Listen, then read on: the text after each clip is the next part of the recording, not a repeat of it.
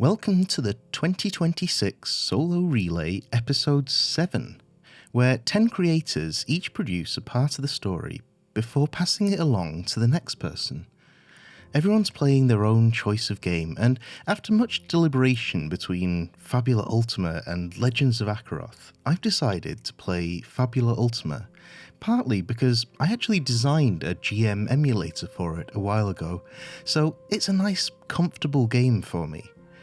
We've been following our protagonist, Jet Zinlan, through a quest from the Molten Talon to retrieve some magical items that were stolen from a museum, and I think at this stage in the story it might be helpful to run through a quick recap.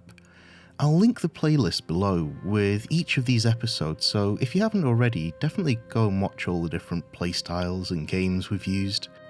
Now, for that recap, in episode 1, the catfolk Shabra of the Molten Talon tasked Jet with retrieving a magical item that was stolen from their museum. He tracked it to a market where a halfling named Belgrim had bought it before it revealed an unstable curse. Jet retrieved the cursed flagon, returned it and Belgrim to Shabra, and wondered why Shabra didn't warn him about the curse. In episode 2, Jet did some research on dark magic curses and learned about a group called the Esoteric Hermits in the city sewers. Heading back to the market, he discovered a vandalized stall with traces of magic and was pointed in the direction of a dark magic specialist called Talia. In episode 3, a flashback follows the story of a magical item through history, a cracked amulet known as the Stone Protector that was involved in a centuries-long conflict around whether magical items should be freely available or sealed away. It changed hands multiple times before finally being taken from the tomb of a king by a catfolk doomsday cult member. In episode 4, Jet met the mage Talia, who runs a bookshop. She took him to the sewers to consult with an esoteric hermit called Sunder the Artificer, and with Talia translating for Jet, Sunder helped them retrieve a second item, the Ring of Black Hole's Sun, from a goblin called Norg. Returning it to Shabra, Jet noticed she was wearing a cracked amulet. In episode 5, at the Doodlebug Booty-Doo Tavern, Shabra told Jet about a group of bandits who have a fire-tooth gemstone. Tracking the bandits down, Jet found them drunkenly celebrating, and using some flippity-dippity-doos, he managed to subdue them one by one before taking the gem and bringing it back to Shabra. And lastly, in episode 6, after Shabra left, a boy approached Jet, warning him that someone dangerous knows that Jet acquired the Firetooth gem. He then overheard a conversation about explosions nearby, and outside he found a destroyed building with large scattered bones lying around, and by transforming into a direwolf, he discovered that Shabra was involved in the explosion. So to start, I'm going to roll on an action table to see what Jet learns in his direwolf form. In my emulator, the virtual GM always rolls 2 d20s. Fabula doesn't really use d20s otherwise, so it's nice and handy to assign them as the GM's dice. And 6 and 10 is Flee Friend. Okay, interesting. We have a couple of friends established. There's Belgrim, Talia, maybe Sunder the Artificer. So I'm going to start this episode with what Fabula Ultima calls a GM scene. In this case, a little flashback. Belgrim the Halfling lands hard on the street outside the Molten Talon Museum and groans. Looking back up at the open window he'd jumped from, fear grips him as a face appears there. He'd been spotted. He drags himself to his feet, wincing, and stumbles into the nearest alleyway. He limps along the cobbles behind a row of shops, and with eyes wide in the nighttime darkness, he scans left and right, looking for a hiding spot, an escape route, anything. Hurried footsteps clatter on the street somewhere behind him. Frantically, he searches until he spots a window slightly ajar. He throws himself towards it and scrambles inside the building, closing the window behind him. For a moment, he catches his breath, trying to quiet himself and adjust to the darkness. He stifles a yell as a giant set of claws appears in front of him out of the gloom, and with heart racing he backs away. But the beast's claws don't follow. In fact, they're remarkably still. They belong to the towering but lifeless form of a shard bear. A sign over the shop counter reads, "Hilden's Taxidermy." Belgrim breathes a sigh of relief and chuckles quietly to himself. But in that brief moment of calm, the lock of the shop's back door clicks. It swings open, revealing a silhouette in the frame, one far more terrifying than the shard bear. It was the catfolk woman with the eye patch. He'd been found. And as he scrambles backward, tripping over another taxidermied beast, the woman reaches out. A dark ring on her outstretched finger glows, and a pulsing, unstable orb of dark energy grows between them. Sometime later, with the sun now up, Jet sniffs at the remains of the shop in his wolf-like form. Shabra had definitely been here, but there was another scent he recognised. Belgrim, the young halfling. He cocks his head. What happened here? He sniffs amongst the remains, beast skulls and some charred hides, but not much else.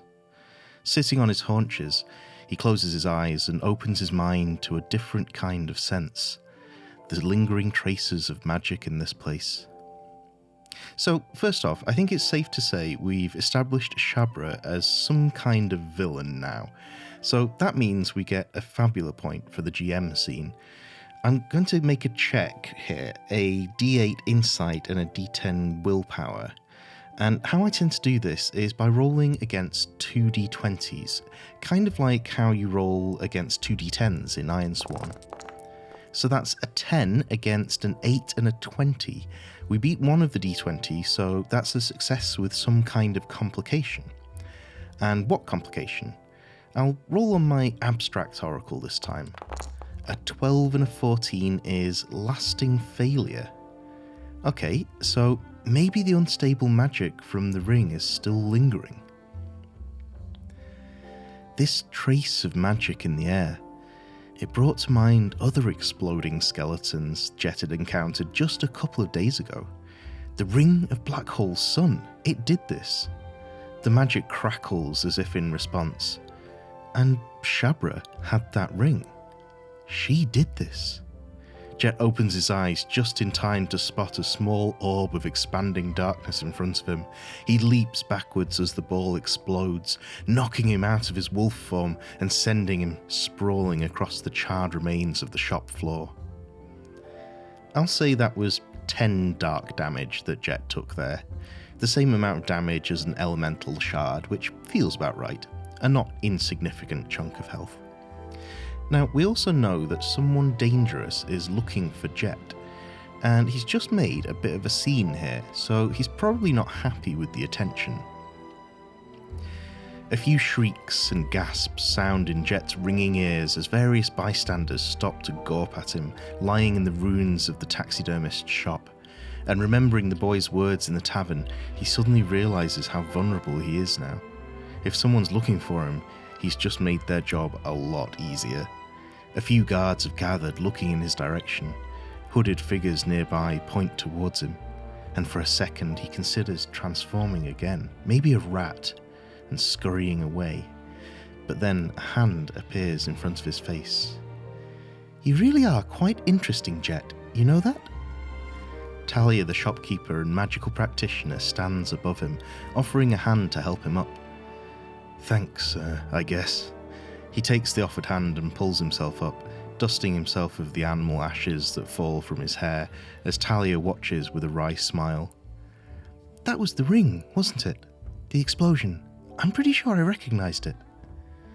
"Seems like it, yeah. Look, can we get out of here?" "I'm flattered, Jet, but no, I mean off the street. I think I'm mixed up in something." "All right, come on." Now, one of the features of my GM emulator is a system that ramps up and releases tension over a 20-scene arc. It's not really designed for a one-shot or a relay like this, But since we're on episode 7 of 10, I'm going to say we're around 70% through an arc. And what that means is we roll 2d20s. If the first one is 14 or higher, then the virtual GM might have an idea to enhance the scene. But if it's lower than 14, then the GM adds some kind of complication to the scene. The second die tells us what that idea or complication is. So that's a 13 and a 20. So 13 is a complication, and the 20 tells us it's a dramatic twist. That's great, I've got an idea for this now. Talia leads Jet back to her shop, Dano's books and scrolls, and ushers Jet inside. Once in, she draws heavy curtains across the window and locks the door. "All right," Talia says, "out with it."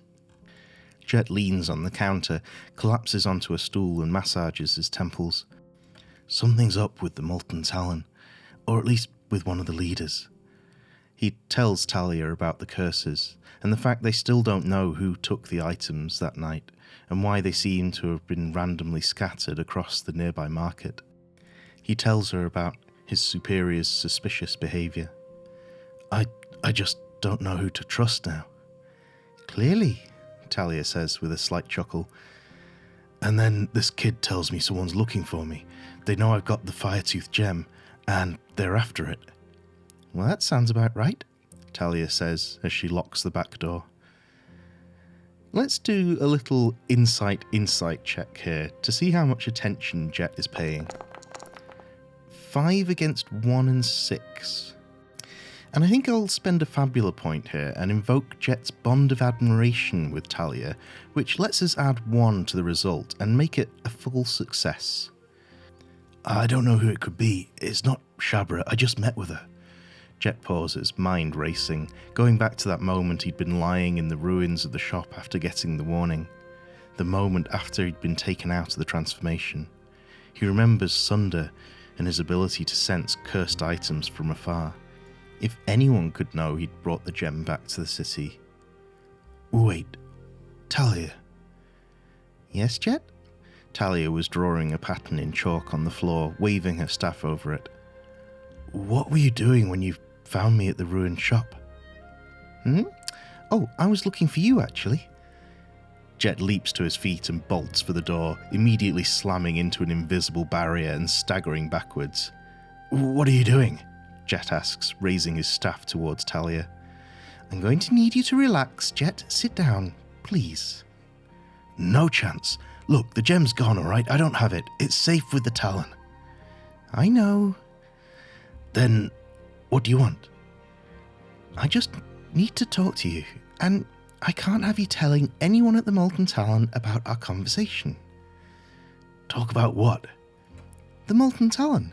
You told me you weren't a member, remember?" "Right."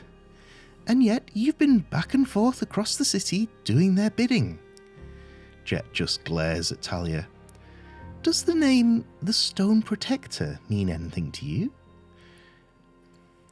Let's see if it does with an insight check. That's 7 against 11 and 19, so no. Jet shrugs. "Should it?" Talia studies him. "It's a rectangular amulet with a crack down the middle, like this." She shows Jet a page in a book with a drawing he immediately recognises. And now let's do an opposed check here. Insight roll for Talia and willpower for Jet. First Jet, 11, and then Talia, 19. "So you do know about it," Talia says with a grin. "Honestly, there's a lot of this kind of thing in the museum." "Then they won't miss it when you help me steal it." Jet frowns. "Why would I do that?" "Because you want to know the truth. About your boss. About the Talon. About what happened to, Belgrim? Yes." "Whatever's happening there, I happen to think stealing is wrong." Talia bursts out laughing. "What? What's so funny?" "Jet, come on. How do you think those items got there in the first place?" Talia shakes her head. "I'm not your enemy, Jet. And I am sorry about this, she gestures to the wards chalked on the floor. I just had to know for sure how deep in the Talon you really are. And I had to know if you'd be willing to help me on this. I can't really come out and say, hey, want to be the inside man for my heist, without getting to know you first. Jet studies the wizard. I need to know about this amulet. Talia nods. Well, that makes sense. And just so you know I'm being sincere here, I'm going to drop the ward. No attacking each other, okay? Jet nods. She slowly lowers her staff, watching Jet do the same, and then breaks the line of chalk with her boot. Alright. It belonged to an ancestor of mine, actually. If that helps you get over the whole stealing is wrong thing. Talia smiles weakly. And no, it's not some kind of world-ending relic or anything like that. I want it because it called to me. It's being held against its will. Against its will? Jet frowns. Well, it's pretty old. Don't the Talon teach you about the sentience that grows in those things? No? Well, now you know. The Stone Protector was at the centre of a centuries-long conflict, millennia maybe, that everyone thought had ended with King Cyrodiil, between those that want magic to be free and those that want to hoard it. Sunder said something like that. That's why he hated the Talon. You translated for me. Yes, Jet, I have a talisman that translates mumble. She laughs and rolls her eyes. Jet frowns. Okay, clearly I'm involved in something far bigger than I realised, but you're asking me to pick a side without a lot to go on here. Talia nods. I get that. So how about this? We find out what happened to Belgrim together. And then, if you still think the Talon is oh so altruistic, you can rat me out. And if you don't like what you find behind that curtain, you can help me out. Deal? Jet sighs, then nods. Okay, deal. Good. Let's go then. Alright, that was fun. So let's check the next scene then. We decided that it was scene 14 last time, so 15 this time. 9. So the GM is inserting a complication to the scene, and 15 is encounter a hostile faction.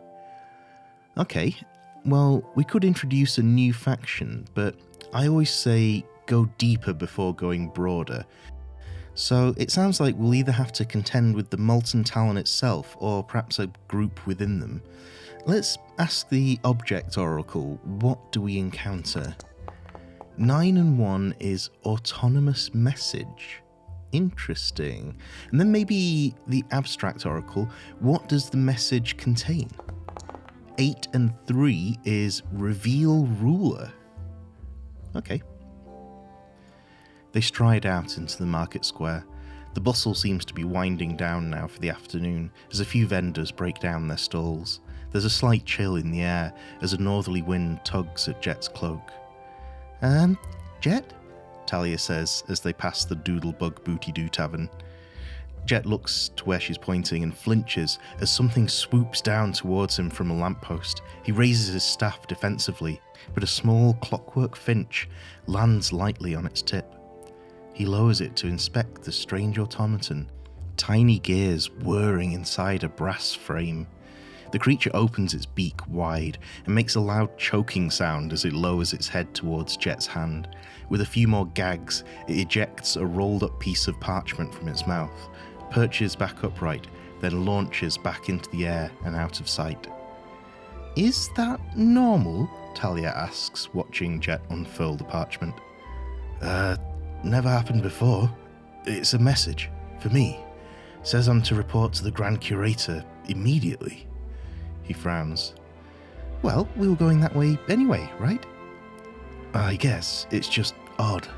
I always dealt with Shabra. She's the head archivist. I'm surprised the Curator even knows who I am.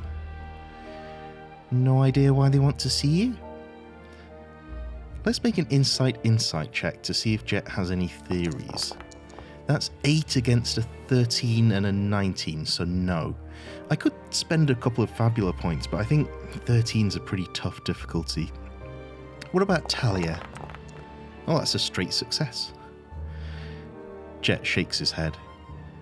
Well, it might be a good thing. Maybe the curator's investigating Shabra too and wants to speak to you. Maybe. Plus, it gives me a chance to scope the place out a bit. Come on. A short while later finds the pair in an oak-panelled corridor away from the public areas of the museum. Office doors with the names of various curators and archivists line the walls. Eventually they arrive at a set of double doors with a plaque that says Grand Curator Lucien. Two perfectly silent and still automatons guard the door, covered in a smooth porcelain-like white armour. Perhaps you'd better wait here, Jet says. Talia shrugs and sits on a nearby bench as Jet knocks on the door. Now then, let's generate some details about Lucien using the NPC generator. It's essentially two GM roles that generate an adjective, noun, verb, and agenda. We'll probably ignore the nouns since we know their profession already. An imposing, non-binary criminal who has a gadget for every occasion. Well, criminal might fit, depending on your perspective. And we'll ask some more Oracle questions. First, on the action table, what does Lucien want? 10 and 19. Investigate weaponry. And, since this was meant to be a complication, I'll ask what obstacle do we face on the object table? Unstable consumable. Alright. Come, a resonant voice from inside says, and Jet opens the office door. The curator is a tall elf standing by a window overlooking the museum floor below. A long red overcoat adds to their sense of height, and they turn with slow, deliberate movements towards Jet.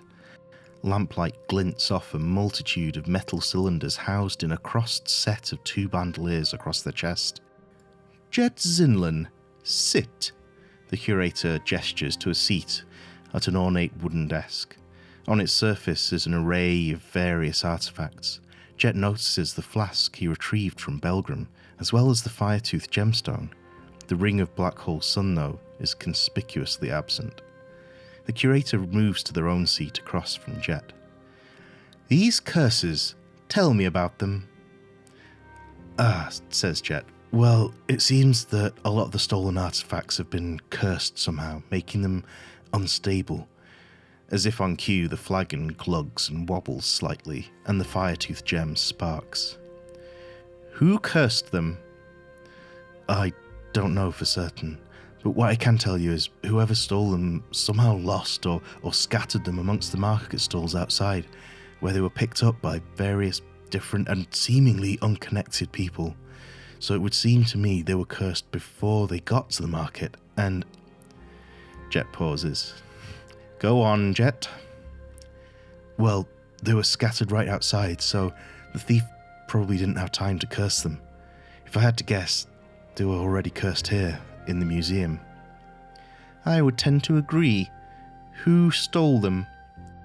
Jet pauses again, an image of Talia coming to mind. I don't have a good answer for you there. Was it Shabra? Jet's eyes widen. I don't know. Lucien leans closer over the sparking artifacts. But you have some suspicions about her, don't you? Jet nods. She knew the items were cursed and didn't tell us before sending us out. Keep talking. Jet glances at the door and feels a pinprick of sweat form at his temple. Well, one of the artifacts I retrieved, the Ring of Black Hole Sun, it was used to destroy a building nearby, after I handed it over to Shabra. Lucien peers over the artifacts on the desk, searching through them. The fire-toothed gem sparks again. It's not there. Look, Jet gets up, agitated, and paces back towards the door. Lucien doesn't even look up. I'd really like to know about one of the people affected by the curses. Belgrim, a halfling, former guard. Shabra took him for observation and... An enormous explosion from the fire-tooth gem sends Jet flying backwards into the wall, cracking against the oak panel as fire engulfs the desk and the unconscious form of the curator. The scattered artifacts pop and squeal. The cursed flask levitates in the space where the desk used to be, pulsing dark energy. and Jet watches in horror as black veins spread across the Curator's skin. He leaps to his feet and rushes over as the doors burst open behind him. He wheels around as the two autonomous guards stride into the room, followed by Talia. The guards survey the scene and focus on Jet. Their glowing eyes under the porcelain masks turn from green to red. In his mind's eye, Jet imagines the scene from the Automaton's perspective. Wait, I didn't... Alright, let's do some combat. I'm going to use 2 Magitech troopers from the Fabula Ultima core book for this. And I like to use the playtest rules for turn order, that a player character goes first unless there's a villain on the scene. So I think it makes sense for Talia to go first, since Jet's a bit flustered and Talia's behind the constructs with a good idea of what's about to happen, and she has an ability called Quick Assessment, which says at the start of combat she can spend 5 mind points to reveal a trait or damage type affinity for a creature. Since she's a dark magic specialist, I think she'll check their darkness affinity and realise they're immune to dark damage, which sucks for her because that's her main source of damage, but at least she knows that. And then she's going to cast Acceleration on Jet and shout, "I think we should get out of here!" So I'll set up a clock, escape the guards, and make it 6 sections. So to win here, we can either fill up that clock or engage in the fight. The leading guard's axe-like arm comes up and slashes down as it charges at Jet. They have a +1 accuracy and rolled a 9, so that's 10 to hit, which just beats Jet's defense and deals 21 damage. And he gets slowed, so his dexterity goes down 1 die size, and horribly, that takes his defense down to 7. This is going to make escaping quite difficult. Jet's turn now, and I think as he stumbles back, reeling from the blow, movement sluggish, he's going to use 2 inventory points and a remedy to clear the slowed condition. Now, it was established in a previous episode that booger sugar is canon in this world, but I'll leave that to your imagination. And then, in a panic, he's going to transform into a rat. That's just a reflavor of the companion rules. I'm using the giant rat stats for this, apart from the HP and accuracy. That comes from Jet's companion skill. And I just realised that the giant rat has the quick ability that makes filling escape clocks quicker. So for Jet's second action, let's have Jet try to scurry away between the guard's legs, rolling straight dexterity, I think. That's 15 against 1 and 12, so since that beats the difficulty by 3, we get to fill an extra clock section, and the rat's quick ability lets us fill a third. So Jet scampers between the guard's legs, then pulls up in front of the other as it swipes at him with an axe arm. Ow. That is very much a hit and 23 damage, which just so happens to be 1 more than the rat's HP. So it takes a swing like with a cricket bat and just whacks this rat across the room. And once again, Jet is sprawled across the floor in his usual elf form. Now, I want to give the environment a turn here since we've got all these cursed artifacts going off. So I'll ask the Action Oracle what the artifacts are doing. 9 and 16 is Admonish Dark. Okay, so perhaps the cursed flagon pulses ominously again, warning that something bad is about to happen next round. Talia's turn. Talia's going to spend 10 MP and cast Stop on the lead guard. That's a hit, so the guard shudders to a halt mid-stride towards Jet. Jet's had enough of being battered, I think, so he's going to tap into his elemental abilities with the Invocation skill. Now, I need to determine what 2 elements are available on the scene. We definitely have fire, and since we had Lucian with all those gadgets, I'll say we have lightning too. Without metagaming, I think Jet would probably have a reasonable guess as to which of those might be more effective against these automatons, so he'll use Electroblast. Jet slowly rises to his feet with a grim expression, turning towards the advancing guard. He takes a breath and clenches his fist. Lightning gathers around his hand, building until he releases it in a burst towards the automaton. An arc of electricity crosses the gap and blasts the guard dead in the chest. It staggers backwards, sparking and shaking, and again, Jet gathers and releases a thunderous stream of energy into its chassis. The thing stiffens and falls back with a clatter across the floor. Turns out they were vulnerable to lightning. Who knew? The other one doesn't get a turn, so it's now the environment. We said the flagon was going to do something horrible, but let's flavour that with a roll on the abstract oracle. 18 and 19 is rush past. Now, I remember when writing that I did mean past as in time, but I've got a really good idea for this. The cursed jug rises into the air once again and seems to contract in on itself before exploding a wave of darkness out across the office. Through the window, Jet watches in horror as the curse expands along the museum floor, striking all the visitors who had stopped there and were looking up towards the commotion in the office. One by one, they begin to fall to the floor, black veins spreading across them. Jet looks down at his hand, still sparking, and sees the same black tendrils there. His legs buckle beneath him. As he falls, he looks to Talia. Now, I'm going to spend a Fabula point here and say that Talia, being a dark magic expert, has quickly reacted to slow the effects of this stuff on herself before rushing to Jet, where she's going to perform an entropism ritual on Jet to slow whatever this is. That's a medium potency ritual, and since we're in combat, it'll have to be a 6-section clock. She'll need to do an insight willpower roll. That is a double one, a fumble. That's bad. Jet's vision starts to fade as he realizes the remaining guard has broken out of Talia's spell and is dragging her away. Slow, soft footsteps sound from the corridor outside, and the last thing Jet sees before passing out is a figure in the doorway, standing upright and unaffected by the curse.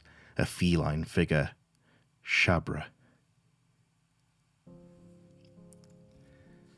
Thank you ever so much for watching. That was something a bit different and super fun. If you haven't yet, remember to save that playlist and go and check out all the other awesome creators involved who I've linked to below. Next up is Sacred Art of Gaming, whose videos I really appreciate for their sense of finding joy in the hobby. I've left him a right mess to clean up here, so do show him some love. And a huge, huge thank you, as always, to this month's Ko-fi supporters for their generosity.